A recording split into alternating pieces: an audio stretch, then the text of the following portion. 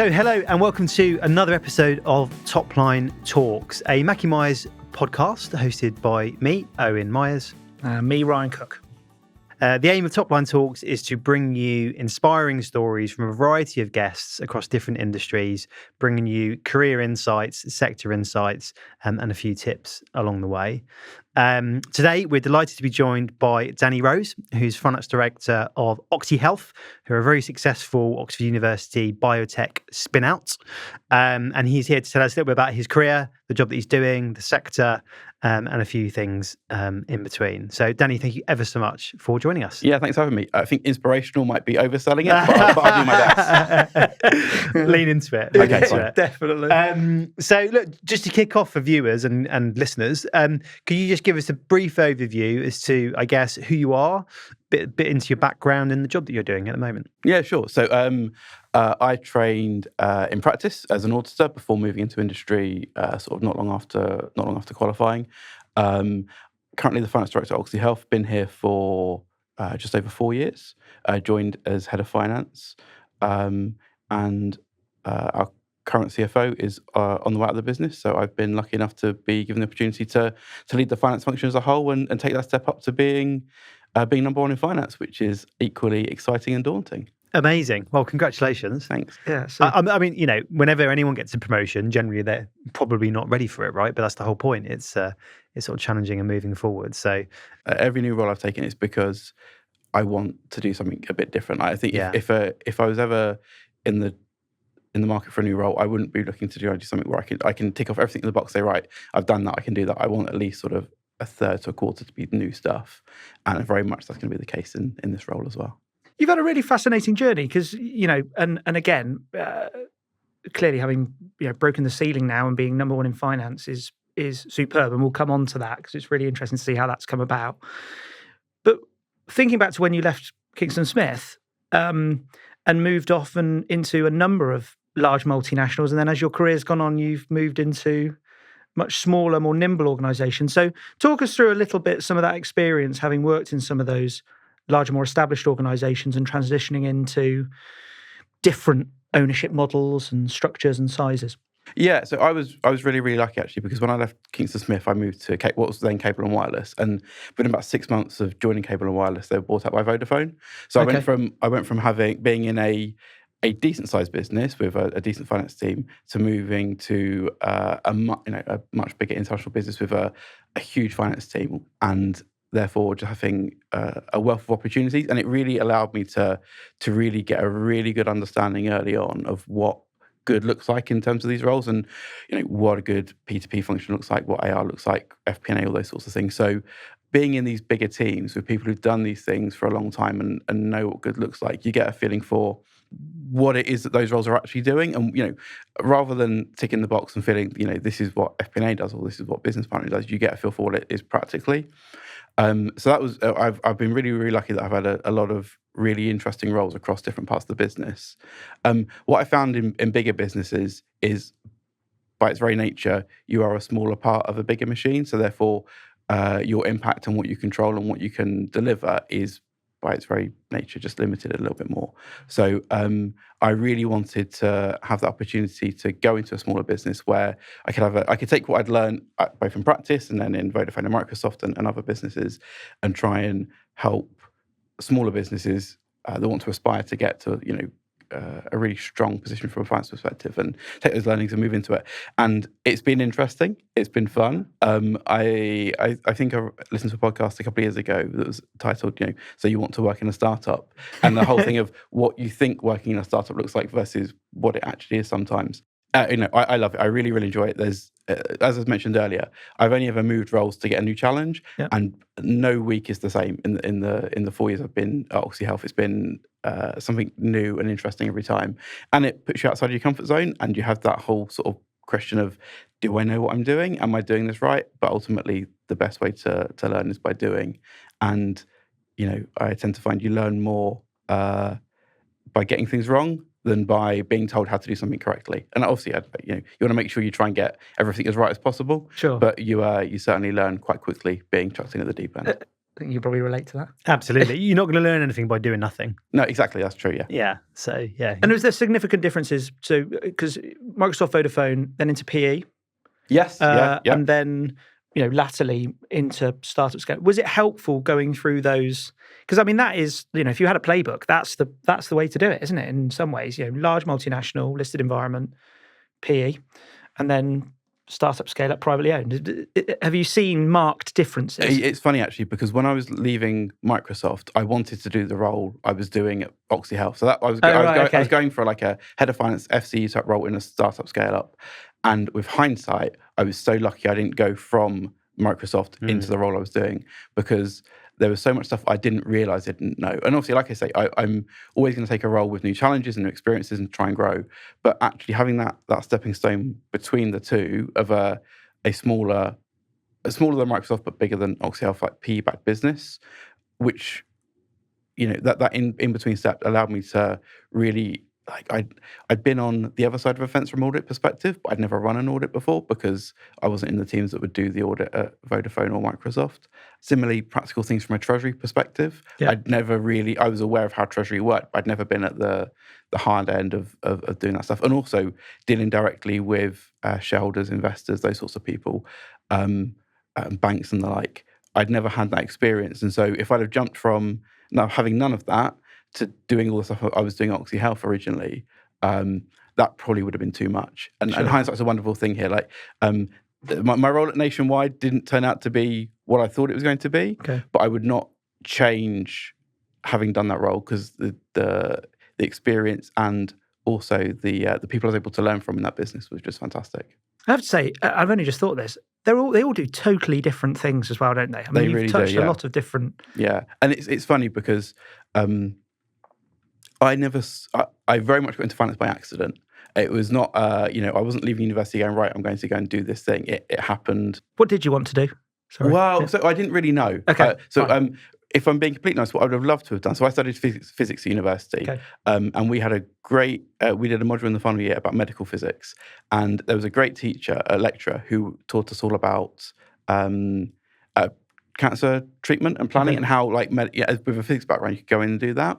I really wanted to do that, but when I started looking at it, it just wasn't viable. It's the kind of thing where you have to apply for a job every 12 months, you get paid absolutely nothing to do it. You could be sent anywhere up and down the country. I was like, I can't justify 4 years worth of student debt and then going to do that. So actually, what happened was I did my work experience at Kingston Smith when I was 15. Right. Because that's how the connection they was made. were, Wow. they had an office above a shop my dad used to have. Okay. So to me, Kingston Smith was this small accountancy office in Hayes, where I used to live. And then when I saw them at careers fair, I thought, I know them. This would be a great experience to do the whole graduate sort of interviewing, onboarding thing. Yeah. Got offered the role, and therefore then doing the whole practice thing. So that was very much getting some postgraduate experience, getting a the start of a career. Then when I realised I wanted to go into industry, it was very much what can I go and do in industry? I was offered a role at Children in Need. I very nearly went to be, I think it was like a finance manager at Children in Need. Decided not to do that because I didn't necessarily want to go down the NFP route. I thought I'd probably prefer the profit route as opposed to NFP. So Cable and Wireless was like, actually, this sounds quite interesting. Let's go and do this. And I was lucky enough to be part of the Vodafone buyout. And then moving from Vodafone to Microsoft, it was because I saw some people hitting a bit of a ceiling in Vodafone. You get to a certain level and it's quite tricky to make that step up. So I really, like, Vodafone is known as a telco with mobile phones, all that sort of stuff in the UK, but they genuinely do some really, really interesting stuff. There's a whole Vodafone Foundation. There's a lot of really good stuff they do to try and connect people and do that sort of thing. And I saw the same sort of thing in Microsoft. So again, Microsoft, this massive international conglomerate, but there's a lot of people in Microsoft who really believe in the mission of what they're trying to do. And because I fell into finance, I very much, for the most part, wanted to go to places where I believed in what they were trying to do. So Microsoft is like, well, I get they're a big corporate conglomerate doing all this sort of stuff, but there is a much bigger mission there behind what they're trying to do. It's not just about making profit.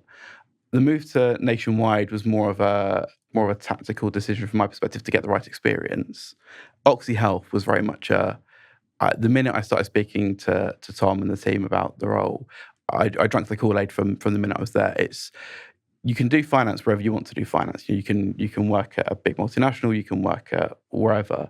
But what I love about working at Oxehealth is what we're doing and what we're the net positive impact I feel like we're having on society, and that's just fantastic to be able to feel like you're working towards something that's going to improve people's lives, potentially save people's lives. It's just fantastic. Should we get on to that then? Actually, Yeah, do you want to talk us a little bit about Oxehealth, what they do? I guess the journey from sort of spin out to when you joined to where they are now, and bring that to life a little bit. Yeah, sure. So Oxehealth is a spin out from Oxford University. It was spun out in 2012, and its founder is a chap called Lionel Tarasenko, who's a professor at one of the Oxford colleges, and has since become a lord and all sorts of things. He's a fantastically clever and brilliant man, and we're very, very lucky to have had the opportunity to work with him. What Oxehealth does is contactless patient monitoring, primarily in mental health. So it does things like remote monitoring of pulse rate and breathing rate. So without going into a patient's room, they're able to check on breathing rate, pulse rate, all that sort of stuff. And also there's this user interface where it has a dozen bedrooms on a tiles on a screen. And it can let a nurse in a mental health ward know whether someone is in their bed, whether they're in the room, whether they've left the room, whether they're in the bathroom. So then it can, depending on the nature of the ward, if it's an older adult ward or a CAMS, like a adolescent ward, there's different ways that they can interact with that information. They know about what the patient is doing. So therefore, either go in, if it's an older adult ward and they've gotten out of bed, they can maybe go and check in to make sure that they're not at risk of falling. Wow. Or if there is someone in a high dependency ward who's been is in the bathroom for a long time, it might just alert them to maybe just go and check in on them, make sure they're not self-harming or stuff like that. Yeah. Okay. And it's great, and it's and the really great thing about it is, for a long time, mental health has lagged behind the rest of the health sector when it comes to technology. And there's very few things that mental health units can use technology-wise to try and support both the patients and the nurses and the carers. And so it's fantastic what we're trying to do. It's really great. Well, when you hear about all the challenges in headcount in healthcare, actually, this is something that's actively supporting an optimized or, frankly, too lean structure to still maintain a high level of care. Yeah, exactly. And that's the thing. And there is a recruitment crisis in the NHS generally, and more specifically in mental health. And so what we're trying to do is trying to support the people giving that care. So we make it really clear, we're not the caregivers. We're not the ones helping patients, but what we're trying to do is help the people providing the care to do it in as safe and as efficient, optimized optimized way as possible. Describing it. And how easy was it? Are you primarily domestic in terms of your offering, i.e. UK only, or are you... No. So we by far our biggest customer base is the UK. So we're in 25 of the 52 English mental health trusts. Yeah. So that's where the bulk of our business is. Over the past couple of years, we've also moved out into the US. So we've now got, I think, 4 customers in the US. We just signed 2 relatively recently, and obviously the US is a huge market for us, and it's somewhere where we're looking to really develop and grow in the near future. It's a global capital of healthcare, right? So massive opportunity. Yeah. Do you have boots on the ground over there? Or? We've currently got 4 people over there. So including our CEO. So our CEO is US based. So he joined us a little over 12 months ago. And in part of the reason that he was brought in is he's got that experience of the US industry in particular. So he knows how to make that work, and he's been fantastic since he joined. And how easy was it? And we'll talk about the US more, I'm sure. But in terms of the UK market, obviously the NHS is a huge beast to try and break down. And I guess in terms of implementing technology, there must have been a number of hoops to jump through in order to get the technology where it needed to be. So how much of a challenge has that been in getting the business off the ground? Because I guess, you've got the technology, great, and you've got to prove the worth of it. But then I guess once it's then, the worth of it, getting it into some of these channels must be quite challenging. Yeah, and I can't pretend to have been here for most of that. No, piece sure, I happening, get that. But I do know that when the business was first spun out, we worked really closely with Oxford University The hospital Health Trust. Yeah, okay. So we developed the tool together. So it was in rooms and sort of from a partnership perspective. So that allowed us to really build something that was going to be useful. And then I suppose I don't know if it's a good thing or not, but obviously the English Mental Health Trusts in particular are very devolved. So like I said, there's 52 of them in the UK. So you're not trying to sell to the government as such. You're speaking to individual trusts. And so it is quite tricky sometimes. I think the early sales are obviously the hardest ones to get, but once you get the technology into a certain number of trusts and they see the benefit of it, obviously these trusts speak to each other. They have all their conferences and everything. So it becomes a little bit easier once you've got those first sort of big deployments in. And it's one of those things where it's a technology that's really hard to see the benefit of when you're in, say, 3 or 4 rooms. It's when you're in 2 or 3 wards worth of patients where you're changing how the standard of care is delivered rather than just sort of having it as a tool to use in a room or two. That's where, and my commercial colleagues will know this much better than I will, but that's where I think you really see the benefit of the tool. So once we managed to get to that point where we had customers signing up the 3, 4, 5, 6 wards and really seeing that benefit, that's when it really allows us to then kick on and sort of through having that evidence base. That was a big thing that the guys worked on really early, is working with customers to show quantitatively and qualitatively the benefits of the tool. So when it comes to things like reduced falls in older adult care, there's a lot of work we've done to demonstrate how nurses and members of staff suffer reduced numbers of assaults due to the fact that they've got this technology that can support them. So there's lots of good stuff that they did early on to make sure that they could really show tangible benefits. And also, like you say, because you're working in an area where there is a workforce issue, it becomes a way to say, look, this is a way that you can really help your teams feel safe and feel like they can deliver the standard of care they want to do, despite the fact that they might be struggling to fill all the roles that you would want to have it as fully staffed as you might like. On a finance perspective, can you talk to us a bit? So you've been there for 4 years. Yeah. So I guess it'd be interesting to know where were they as an organisation, vis-a-vis, what finance support did they need at that point, and I guess what's happened over the last 4 years to what it looks like now, and I guess what you've had to do in your role to help facilitate that.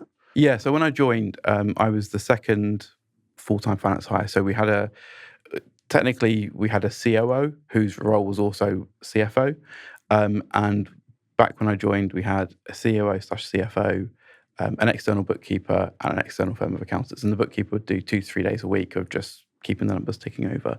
So it was very much the brief for the role was fine for when they were small and almost, not quite pre-revenue, but effectively pre-revenue. There wasn't a lot of revenue to worry about, to then developing an in-house finance function and giving them the data they needed. So it was going from having little to no management reporting, depending on what month it was and what was going on, to getting into that routine of being able to show the board and the leadership team, this is how we're performing as a business, and all that comes with that around working capital management, cash burn, all those sorts of things. So it was getting a standard of rigor into just the financial reporting, building a team that were able to support that, and also the being ready for an audit, or if and when some sort of due diligence happens at some point in the future.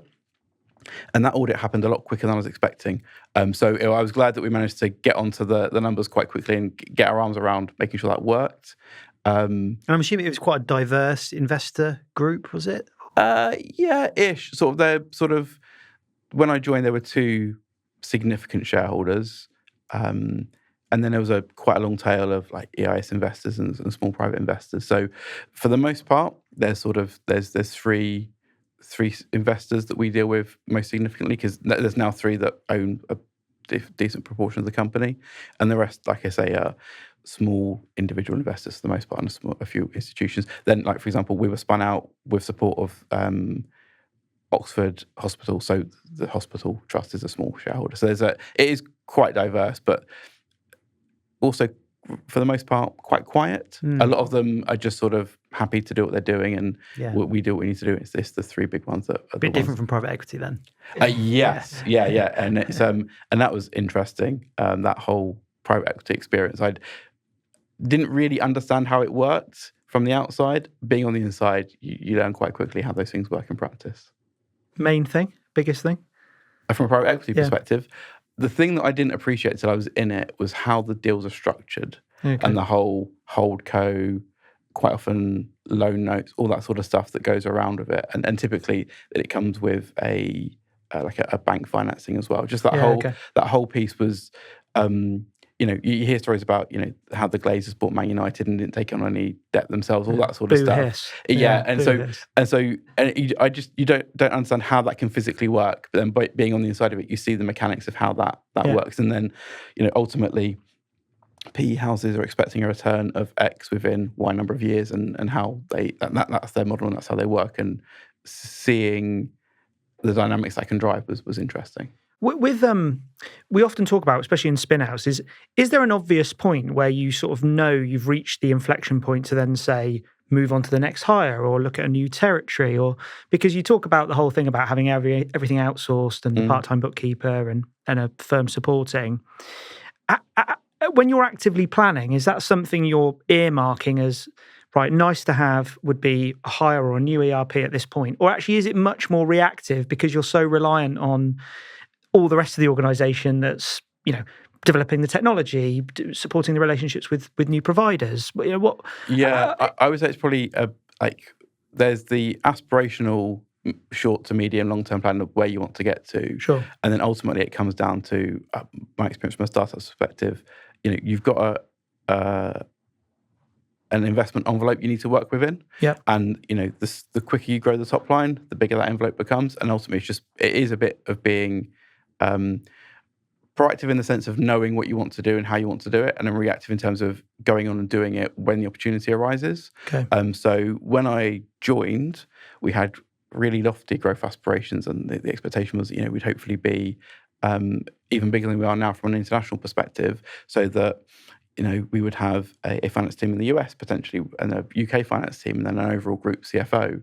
And for one reason or another, it's not quite there yet, which means that those plans we would originally have been working to aspirationally, you then take a step back and go, actually, well, you manage the US stuff remotely with the support of really good partners out there who can make sure that you're doing the right things, as opposed to being in a position where you're making your first US hire from a finance perspective. And ultimately it comes down to resource planning and which part of the business needs the investment the most, which is easier said than done, isn't it? Because we often say, certainly when we come into contact with spin-outs, you ask the question of, right, when do we need this by? And often the reply is yesterday. Yeah.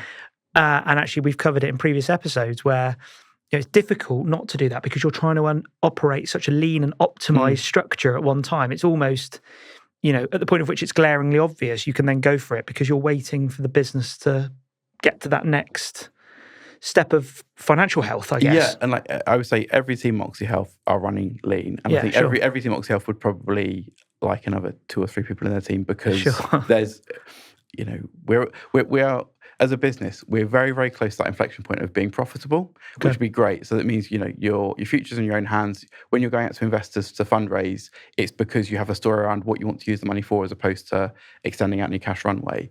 So when we get to that point where we're profitable, then it just gives us the opportunity to, much more freedom when it comes to deciding where you want to make your investments. We're so close, and we've been so close for a little while now, and just getting to that inflection point will be great, because it will, because ultimately, we are spending other people's money. We're losing money at present. We're not profitable. So every pound, every penny you spend, it is an investor's money. So you want to make sure you're doing the right thing with that. So you have to be really, really cautious and really clear around, why are we making this hire? What's this going to deliver? Is this the right, is this the right time, or can we hold off until we've signed another 500,000 of ARR or something like that?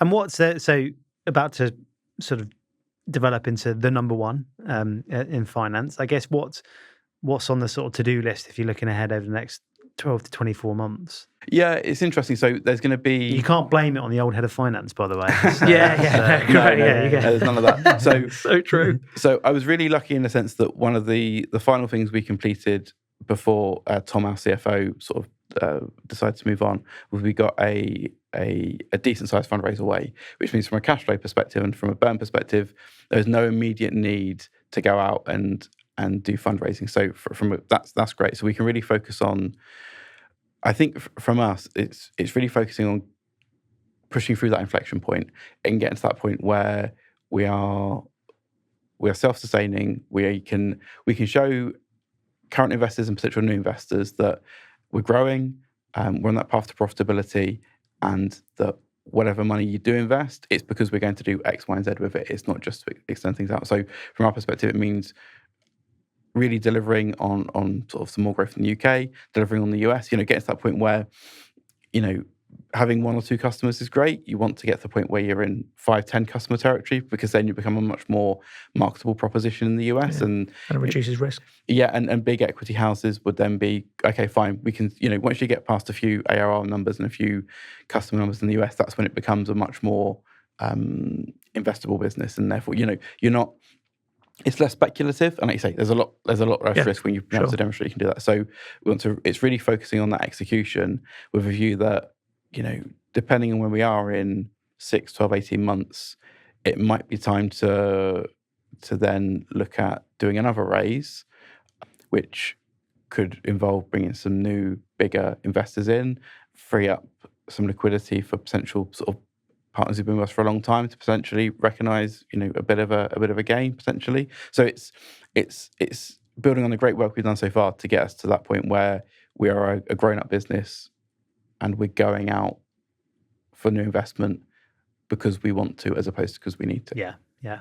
So I'd love to, so kind of on that point, I'd love to spend a little bit of time talking about the Oxford ecosystem. We talked to Ryan about it. He'll be on all day, so I'll ask the question to you. What does that mean to you?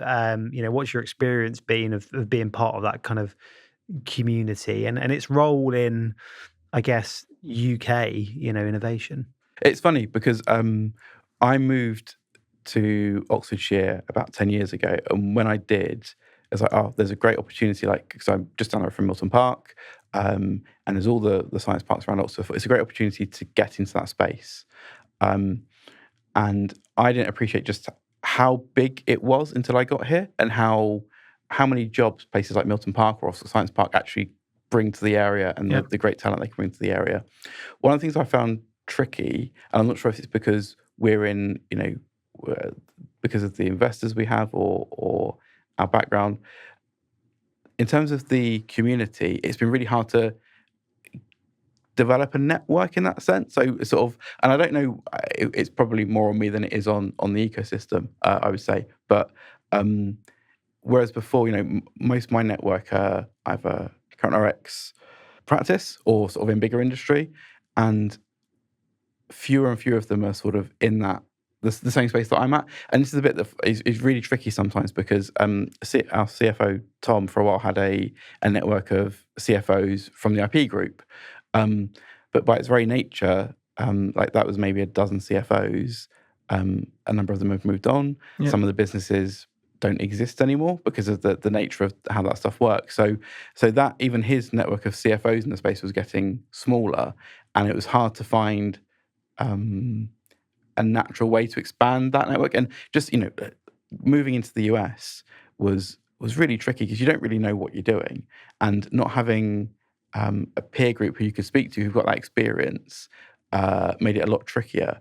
And it's one of the things I'm really keen to try and do. I don't know how, but really sort of broaden out that network so that there are a group of 10, 12 people in similar shoes you can lean into. Yeah, and who you can support when they're doing the things that you've done before, or likewise sort of rely on, lean into them when they've done things that you're trying to do for the first time as well. Yeah, I think that there's an underappreciation for how lonely it can be. I definitely agree with that. And actually, Oxford, we've covered this.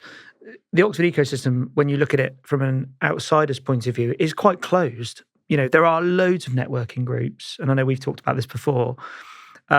but it's almost, where do you start with that, as well as doing the day job, as well as doing the juggle at home. So that's an investment in itself. But I do think you're also a rare commodity, Danny, because a lot of people don't get the opportunity to do it as organic as you have, where you've joined a business, there was a structure there, and through your hard work and the evolution of the business, you're now stepping up into number one. And actually, when you look across the industry as a whole, there aren't many there aren't as many as there should be nurturing their own talent and bringing them through into number one. Because often what we find, especially in spinout territory, is the primary thing we want is experience of raising money. Well, actually, unless you've done that number one job before, you're immediately ruled out, and that's problematic. So that means that network is finite as well, because you've got people retiring, people moving on. So we've had the proliferation of fractional CFO, which has its place, but again, that reduces the pool of people that can do the job. So I don't think it is a you problem. I genuinely just think it's part of the challenge of. We try and promote networking and obviously have partnerships, but what's your view? Because you've from afar been involved in Oxford, but I think networking, and for you as a CEO, I think my view of the Oxford market is it's really prime for and really supportive environment for different businesses. Whereas you come into central London and everyone's competing against each other, and it's so big and so vast. It's very difficult. So it's very good. Being in the market, I think it's a very good opportunity to then share best practice and talk about these other businesses that are moving into the US and what did you find, and but it's about having the bandwidth in the day to be able to do that, right?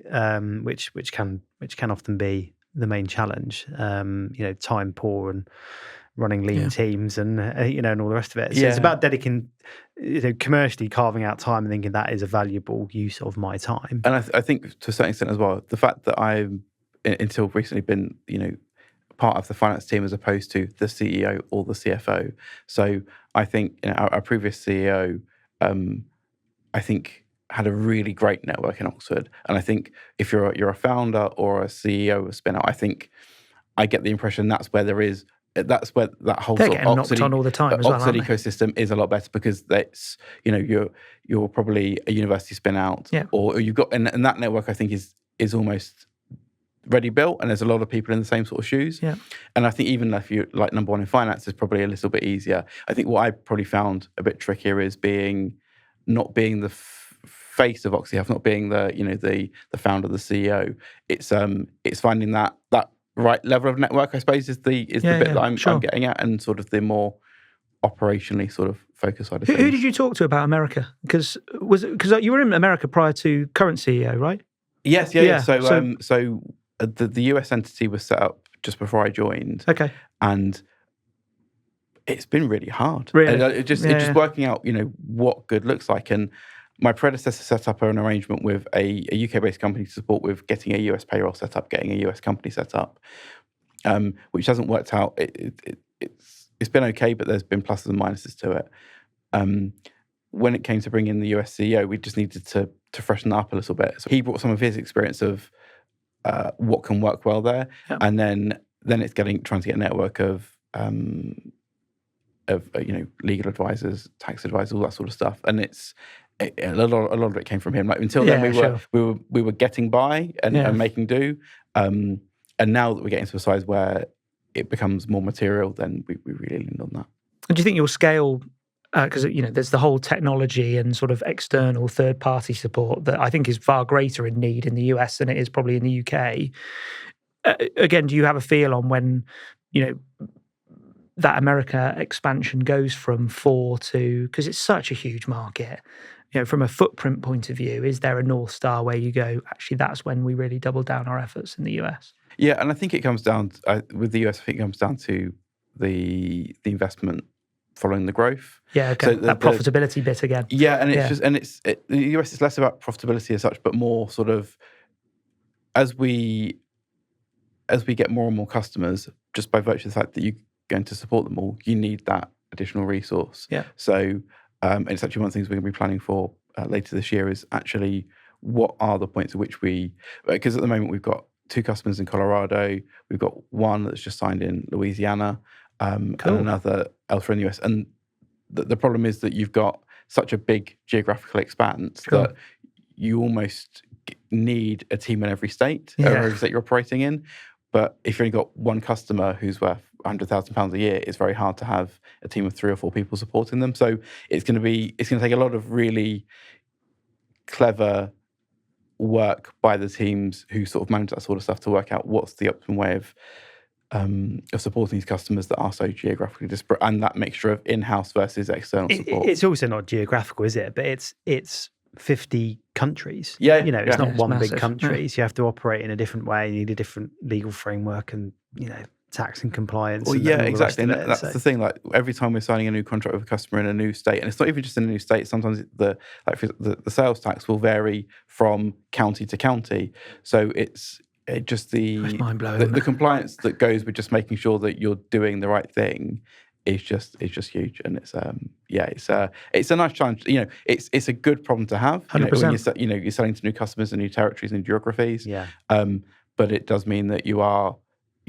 because you want to be compliant, you want to make sure that you're not getting summons from whomever for doing something wrong.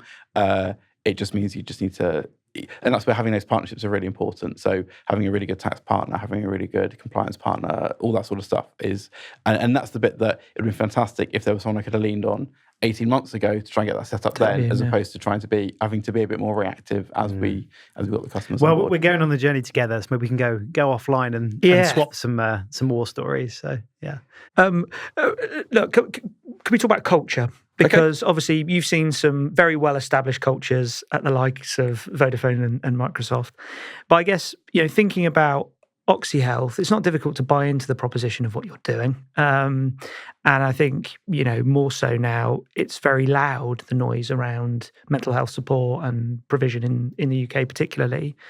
How much of that harnesses the culture that exists at Oxehealth in terms of this is what we're delivering, and how much does that hold people together in motivating what happens on a day-to-day versus, some other industries where you're there for very different reasons? Yeah, I think it can't be underplayed how important it is, because I think practically everyone who's at Oxehealth are there because they believe in what we're trying to do. Yeah. I think there's a lot of people, with the skill sets they've got who could go to a big multinational and probably earn, X% more doing something like that. So yeah, I think there's a huge amount of personal investment in wanting the business to succeed, and it really helps when occasionally we'll get stories from customers. They'll either come and speak to us at an offsite, or just sort of anecdotally we'll hear the platform supported in having a really positive impact on a patient, whether that be potentially stopping someone from self-harming, or just helping them get into the right mental space where they can think about going back into community. It's fantastic. And I think especially in a startup space, because it's fantastic, it's great, there's great challenges, but sometimes there are really hard days where you just, oh Christ, I could do without this right now. But then we will have, I think it's every 3 or 4 months, we'll have an offsite where we'll all get together and we'll do a talk about what we're doing. And it's really, it really helps energize you again, just to step back and go, what we're doing is a great thing. It's going to have a great positive impact on people's lives, which it really helps you when you're having those, oh Christ, how am I going to get this done? Or how am I going to, fit all these bits I need to get done, or this problem comes up. Knowing that what you're doing is something you're doing for the right reasons and going to have a net positive impact can really, really help. And sort of, I think I'm certainly not alone in the business in terms of having that perspective. Well, actually, on your journey as a number one in finance and starting to have to tell that story to investors, which will come further down the track, that must help enormously, having something that is so compelling, and not difficult to relate to. No, and that's the thing. So my exposures to investors has been limited so far, but I think nearly everyone has got either a direct or indirect experience of either themselves or someone they know needing support in that space. And so it becomes really easy, like you say, to tell that story, and people can really put themselves in the shoes of what we're trying to do, and they that experience of what we're trying to improve, and it can only help in those matters. And do you think you'll always stay connected to Oxford? Because I mean, clearly, it's born out of. But obviously, often there comes a point where you're balancing where you want to expand geographically. So, do you think you'll always have an arm in? I would have thought so. Oxford? Yeah, I think there was. I think a few people internally would have probably been a bit concerned. Might be the right word when we hired a US-based CEO. It's like, is this the beginning of things moving over to the US? But he's been absolutely clear, and the whole business has been absolutely clear. That's not what we're doing. It's just he was the right person to help the business grow. You can never say never with these things. No, sure. But there's certainly no plan to move away. And we recently moved from one Oxford location to another Oxford location because it was the right thing to do. And I don't think ever at that point were we considering moving outside of Oxford. So I think it's going to be, at least for the foreseeable future. From a UK perspective, there's nowhere else, is there? Let's face it. It's the truth, isn't it? Let's be honest. Well, I think on that note, we're running out of time, Ryan. Really? Yeah, okay. We are. We've got a couple of wrap-up things to go through. A couple of quick fires. Microsoft or Vodafone, Danny? Ooh. Vodafone. Vodafone, okay. All right. One piece of advice you could give yourself when Danny was back at Kingston Smith? Follow your gut, I think, would be the advice. Go with what feels right, because that's worked out pretty well. And look, why is life science such an interesting part of the market? And obviously specifically for you, health tech. If there's one thing, what's that for someone looking at the sector who's perhaps not in it at the moment? If there was one thing, what would you say is a? Yeah, I suppose coming back to what we were talking about earlier, it's fantastic to be somewhere where you feel like you're having a positive impact, and that's just so compelling. It makes it so much easier to push yourself through when things are a bit tricky or you're having to manage a crazy workload. Feeling like you're having a positive impact is fantastic, and also it attracts some really, really bright, super interesting people to work with. Imagine. And as much as working for a business doing a great thing is fantastic, working with fantastic people who genuinely, some of the stuff they do, you're in awe of what they're able to deliver, and how they do it is pretty inspirational as well. Amazing, very good sell. Very good. Well, we'll follow the Oxehealth journey with a lot of interest, and best of luck as you step up. I suppose. Congratulations, genuinely. Good luck. And thank you ever so much for your time. It's been a great ep. Got some really good insights. So. Appreciate you taking the time. Good stuff. Thanks for having me. It's much appreciated. Great. Well, that's another episode. It's a wrap on the Topline Talks with Danny Rose. For anyone that's listening for the first time, you can subscribe on our YouTube channel. We are on Spotify. We are on Apple as well. All bases covered. So go wherever you take your podcasts of choice. Until next time, thank you very much.